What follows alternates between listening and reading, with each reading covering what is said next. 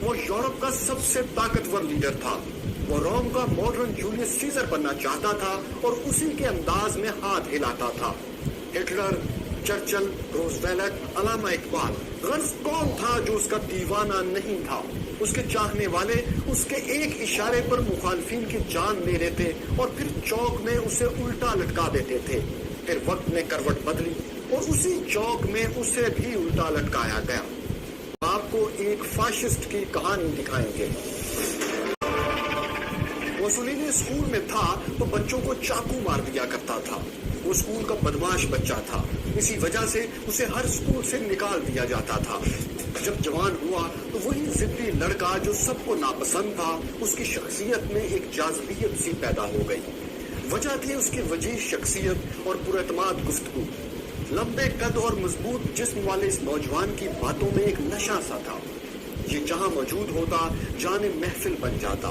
لیکن وہ خود کارل مارکس کی شخصیت کا اسیر ہو چکا تھا. کارل مارکس سے وہ کتنا متاثر تھا اس کا اندازہ یوں کیجئے کہ جب وہ کام کاج کی تلاش میں اٹلی سے سوئٹزرلینڈ گیا تو اس کی جیب میں پھوٹی کوڑی تک نہیں تھی، لیکن کارل مارکس کی ایک تصویر ضرور تھی. سوئٹزرلینڈ میں پہلے چند ماہ تو وہ چھوٹے موٹے کام کرتا رہا. پھر اسے ایک ٹریڈ یونین میں جاب مل گئی. اس کا کام یہ تھا کہ وہ ٹریڈ یونین کے حق میں پروپیگنڈا کرے. موسولینی مطالعے کا رسیا تھا اور اسے چکنی چپنی باتیں کرنا بھی خوب آتا تھا. سو اس کا پروپیگنڈا مقبول ہونے لگا. لیکن یہ پروپیگنڈا سوئس حکومت کو پسند نہیں آیا.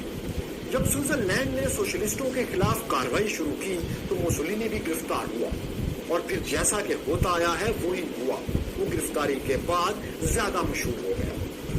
اس کے آبائی وطن اٹلی میں بھی اس کی خبریں دھڑا دھڑ چھپنے لگی. جیل سے رہا ہو کر موسولینی اپنے آبائی وطن اٹلی لوٹ آیا اور اسکول ماسٹر بن گیا. لیکن جیسے وہ اچھا طالب علم نہیں بن سکا تھا ویسے ہی اچھا استاد بھی نہ بن سکا اور اسکول کی ملازمت چھوڑ کر ایک بار پھر ٹریڈ یونینز کے لیے کام کرنے لگا. لیکن تب تک اٹلی میں بھی سوئٹزرلینڈ والا مسئلہ کھڑا ہو چکا تھا. حکومت ٹریڈ یونین سے یہاں بھی خوش نہیں تھی. چنانچہ وہ اپنے ملک میں بھی ایک دفعہ سلافوں کے embodies the constant pursuit of greater for the GT2 Pro پیچھے چلا گیا. 1909 میں جب اسے کچھ عرصے کے لیے آزادی ملی تو وہ اپنے باپ کی سابق محبوبہ کی 16 سالہ بیٹی کے عشق میں گرفتار ہو گیا. موسولینی کا عشق کامیاب رہا اور دونوں جیون ساتھی بن گئے. موسولینی کمیونسٹ اخباروں کا جانا پہچانا لکھاری تھا، لیکن 1912 میں اس نے اپنا اخبار لا لوٹا ڈی کلاسی نکال دیا. اس کا مطلب بنتا ہے طبقاتی کشمکش. یہ اخبار اس قدر مقبول ہوا کہ سوشلسٹوں نے اسے ایک اور اخبار کا ایڈیٹر بنا دیا جس کا نام تھا اوانتی، یعنی فارورڈ یا ترقی پسند. موسولینی اتنا زبردست ایڈیٹر تھا کہ اس نے اوانتی کی اشاعت کچھ ہی عرصے میں دگنی کر دی. اب وہ صرف ایڈیٹر ہی نہیں بلکہ سوشلسٹ پارٹی کا سرگرم رکن بھی بن چکا تھا. موسولینی ایک بڑا انقلابی بننے کی راہ پر گامزن تھا، لیکن اسی دوران پہلی جنگ عظیم چھڑ گئی اور موسولینی کو اپنے عزائم کی تکمیل کے لیے ایک نئی راہ بھی سوچ گئی. سوشلسٹ جنگ کے خلاف تھے، چنانچہ شروع میں موسولینی نے جنگ کی زبردست مخالفت کی. لیکن پھر جب اس نے دیکھا کہ ملک کے امیر طبقے جنگ پر سرمایہ کاری کر رہے ہیں تو اس نے یو ٹرن لیا اور جنگ کی حمایت شروع کر دی. اس کے سوشلسٹ ساتھیوں نے اعتراض اٹھایا کہ جناب ہم تو جنگ کے خلاف ہیں. ایسے میں موسولینی نے انہیں کارل مارکس ہی کا ایک جملہ سنایا کہ جنگ کے بعد ہی تو انقلاب آتا ہے. لیکن سوشلسٹ طبقے نے موسولینی کا جواب قبول نہیں کیا. موسولینی سے اخبارات کی ایڈیٹرشپ واپس لے لی گئی. اسے پارٹی سے نکال باہر کیا گیا. یہ وہ لمحہ تھا جب موسولینی کو سوشلسٹوں سے شدید نفرت ہو گئی. لیکن شاید اب اسے ان کی ضرورت بھی نہیں تھی کیونکہ اسے جنگ کی حمایت کرنے والے سرمایہ دار اتحادی مل گئے تھے. یہ وہ سرمایہ دار تھے جو اسلحہ اور دیگر اشیاء بیچ کر جنگ کے دنوں میں مال بنا رہے تھے. اب موسولینی نے دو کام کیے. ایک تو اپنی تقریر کی صلاحیت سے لوگوں میں جنگی جنون پیدا کیا اور دوسرا کام یہ کیا کہ ہتھیار بند ہو کر میدان جنگ میں خود پہنچ گیا. جنگ ختم ہوئی تو اٹلی اور اتحادی جیت چکے تھے. موسولینی میدان جنگ سے لوٹا تو اس کا استقبال ایک فاتح کی طرح کیا گیا. اس کا قد اب کچھ اور بڑھ چکا تھا. لیکن جنگ عظیم کے بعد اٹلی کو اپنے اتحادیوں فرانس اور برطانیہ سے شکایات پیدا ہو گئی. وہ یوں کہ فاتح علاقوں میں سے اٹلی کو بہت کم حصہ ملا تھا، یعنی آسٹریا کا مختصر سا حصہ اٹلی کے حصے میں آیا، جبکہ سلطنت عثمانیہ سے چھینے گئے زیادہ تر علاقے جیسا کہ شام، عراق، فرانس اور برطانیہ نے آپس میں بانٹ لیے.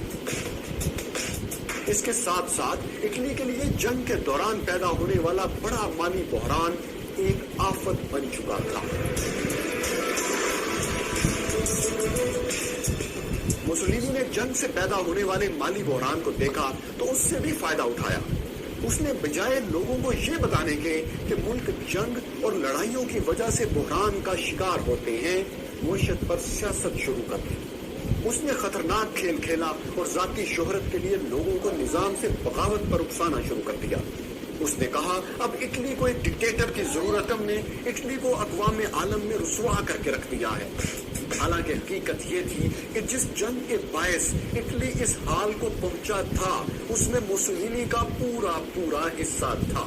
لیکن اب یہ اس کی سحر بیانی تھی یا کرشماتی شخصیت کہ عوام کی ایک معقول تعداد اور جذباتی تعداد اس کی پرجوش حامی بن چکی تھی. وہ اطالوی قوم پرستی کی برتری کی باتیں کرتا تھا اور اس کے چاہنے والوں کے دلوں پر یہ باتیں اثر کرتی تھیں. جنگ کے ایک سال بعد 1919 میں 200 سے زائد ایسے ہی سابق فوجی اور سیاسی کارکن اٹلی کے شہر میلان میں جمع ہوئے.